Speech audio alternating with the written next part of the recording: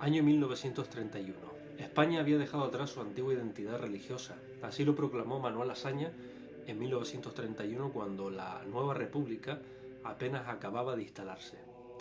Aquella frase pronunciada como una constatación histórica marcaba algo más que un cambio político. Anunciaba una ruptura profunda entre el Estado y la tradición espiritual que durante siglos había estructurado la vida de un país. El 14 de abril del 31 se proclamó la República. Meses después, su constitución estableció en su artículo 27 la llamada libertad de conciencia, garantizando así, en teoría, que cualquier ciudadano pudiera profesar y practicar la religión de su elección. Pero ese principio que debía proteger a todas las confesiones se convirtió en un marco legal que, en la práctica, no impidió y en ocasiones toleró una oleada de violencia dirigida contra la Iglesia Católica. Muy pronto las calles comenzaron a arder. Apenas un mes después del cambio de régimen, el 11 de mayo de 1931, grupos exaltados iniciaron una serie de ataques contra edificios religiosos. Las primeras víctimas fueron conventos y colegios de Madrid: el de las Maravillas, el de las Mercedes, el de las Carmelitas Descalzas en la Plaza de España, el de los Sagrados Corazones en la calle Tutor. A ellos se sumaron otros muchos en distintas provincias. Los incendios, los saqueos y las profanaciones no fueron hechos aislados, sino parte de una explosión colectiva que celebraba la caída del viejo orden, descargando su furia sobre los símbolos de la fe católica.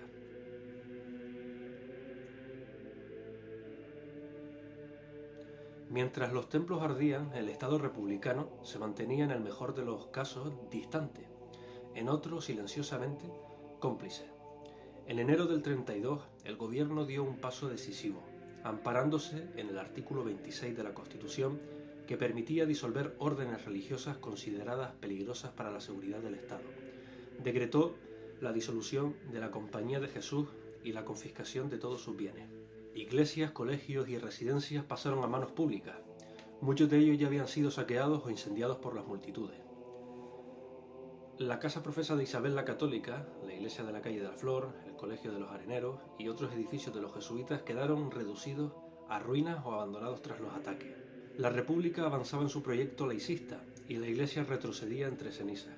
4 años después, en febrero del 36, las elecciones llevaron al poder al Frente Popular. El clima de tensión política se convirtió en una espiral de violencia abierta. En marzo ardió la parroquia del Salvador. En mayo una bomba estalló en la iglesia de San Miguel. Días después la iglesia de San Luis fue devorada por las llamas, a escasos metros del Ministerio de la Gobernación. Apenas pudieron rescatarse algunos objetos litúrgicos. Poco después San Ignacio corrió la misma mala suerte. En junio la parroquia de San Andrés fue saqueada y luego incendiada tras ser rociada con gasolina. Todo ello ocurrió ante la presencia de fuerzas del orden que observaron sin intervenir. La violencia no se limitó a la capital. En distintas provincias se repitieron escenas similares. Más de 300 iglesias fueron destruidas en pocos meses. Estos hechos fueron denunciados en el Parlamento por el diputado José Calvo Sotelo. Poco después, él mismo sería asesinado. El 18 de julio de 1936 marcó un punto de no retorno. A partir de esa fecha, la persecución religiosa adquirió una dimensión sistemática. En la zona controlada por fuerzas marxistas, templos, conventos y monasterios fueron tomados por milicias armadas. Las operaciones seguían un patrón. Se acordonaban los edificios, se irrumpía disparando, se detenía a sacerdotes, monjas y religiosos y se los sacaba escoltados por hombres armados. En algunos casos, las propias milicias simulaban ataques desde el interior para justificar el asalto. En el convento de los agustinos de la calle Valverde, por ejemplo, se arrojaron desde fuera casquillos de fusil al interior, acusando después a los religiosos de haber disparado. El resultado fue el mismo. El convento fue tomado y todos sus moradores detenidos. La consigna era clara: localizar al clero y eliminarlo. Durante la primera semana tras el 18 de julio, numerosos sacerdotes y religiosos fueron detenidos y ejecutados. Bastaba una simple sospecha. Un hombre podía morir solo por parecer sacerdote. Así ocurrió con Anselmo Pascual López, un comerciante casado encontrado muerto en la carretera del Pardo. Sobre su cuerpo se había colocado un cartel que decía lo siguiente: muerto por ser cura. No lo era. Llevaba consigo más de 2000 pesetas, que desaparecieron. Desde entonces la violencia no distinguió rangos ni edades. Obispos, Párrocos, monjas, frailes y seglares vinculados a asociaciones religiosas comenzaron a desaparecer. Algunos fueron fusilados en las cunetas. Otros murieron tras semanas de humillación en cárceles improvisadas y en checas. La persecución ya no era una reacción espontánea, era una maquinaria total de muerte. Y el país entero, mientras tanto, se deslizaba hacia la noche. Para todos aquellos amantes de la lectura, aquí os dejo una recomendación personal que se titula 1936, Cruzada y no Guerra Civil, escrita por el padre Gabriel Calvo Sarraute. Os lo recomiendo y en casa del libro está a 34,90. La persecución no tardó en alcanzar a los vértices de la jerarquía eclesiástica. En los días que siguieron al estallido de la guerra, los obispos comenzaron a ser buscados como piezas mayores de una cacería ideológica.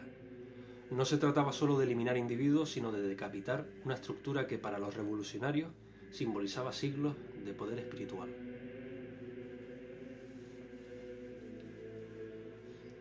En Barbastro, el obispo Florentino Asensio fue detenido, trasladado a una checa y sometido a torturas prolongadas. Le arrancaron la piel, lo mutilaron y finalmente lo asesinaron. Su cadáver fue arrojado a una fosa común. No hubo juicio ni acusación formal. Bastó su condición episcopal. En Lérida, el obispo Salvador Wicks fue arrestado junto a varios sacerdotes. Permanecieron recluidos durante semanas, soportando así golpes, insultos y simulacros de ejecución. El 5 de agosto de 1936 fueron sacados de su celda y fusilados en las afueras de la ciudad. En Jaén, el obispo Manuel Basulto y su hermana fueron detenidos, encarcelados y más tarde ejecutados. En Segorbe, Miguel Serra fue abatido tras un breve cautiverio. En Ciudad Real, Narciso de Estenaga sufrió el mismo destino. En Cuenca, Cruz La Plana fue fusilado tras negarse a renegar de su fe. La lista crecía, como una letanía de nombres que ya no volverían a ocupar su sede. La represión no se limitó a los prelados. Las diócesis quedaron desmanteladas. En numerosas localidades los sacerdotes fueron sacados de sus casas a plena noche.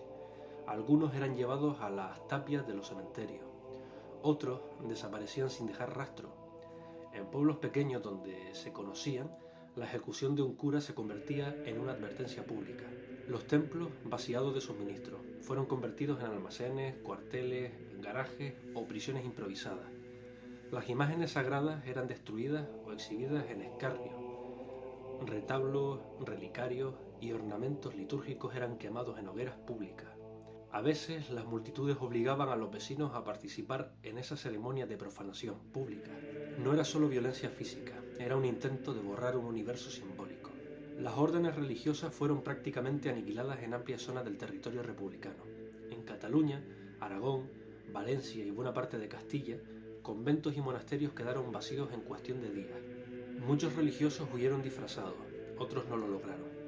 Los claretianos de Barbastro, casi en su totalidad, fueron detenidos y ejecutados.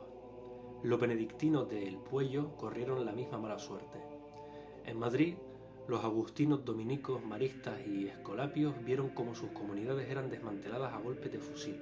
Las cárceles no daban abasto, por eso surgieron las checas, edificios incautados, escuelas, sótanos, sedes sindicales reconvertidas en centros de detención y tortura por parte de los izquierdistas. Allí eran interrogados los sospechosos de simpatizar con la Iglesia o con partidos considerados enemigos. Muchos no salían con vida. En esas checas, la frontera entre justicia y venganza desapareció. Las decisiones se tomaban en minutos. Un miliciano podía señalar a alguien por una antigua rencilla, por envidia o por simple sospecha. Bastaba una sola palabra para llevarlo a una checa. Las ejecuciones nocturnas se convirtieron en rutina. Los caminos recorrían las calles recogiendo prisioneros. Los llevaban a las afueras de las ciudades, a descampados, a cunetas o a las tapias de los cementerios. Allí eran fusilados en grupos. A veces se oían los disparos desde kilómetros de distancia. Los cadáveres quedaban amontonados hasta que alguien los enterraba en fosas comunes. La República, mientras tanto, luchaba por sobrevivir en el frente. Pero en la retaguardia se libraba otra guerra, silenciosa y constante, dirigida contra quienes eran vistos como enemigos ideológicos irreconciliables. Y en esa guerra la Iglesia ocupaba el centro de la diana. Si te ha gustado mi vídeo, dale a like y compártelo. Arriba España.